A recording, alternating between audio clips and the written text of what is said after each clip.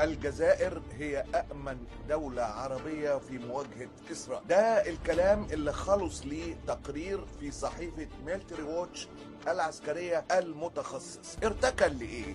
ارتكن إنه سلاح الجو الجزائري والجيش الجزائري بيعتمد على طائرات روسية اللي هي سيخوي 35 ميراج 29 واللي هم اعلى من غالبيه الطائرات الاسرائيليه الاف 15 والاف 16 ما عدا الكام طياره المحدوده من الاف 35.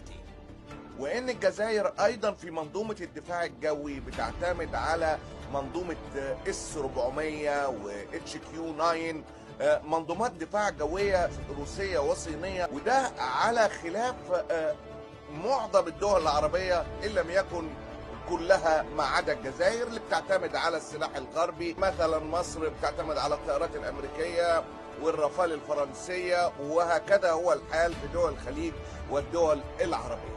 وده اللي بيخلي الجزائر اعلى كعبا من كل الدول العربيه في مواجهه اسرائيل، لانها لم تعتمد على السلاح الغربي اللي ممكن امريكا توقفه بتكه، واللي هو اصلا متاخد منزوع الاوبشن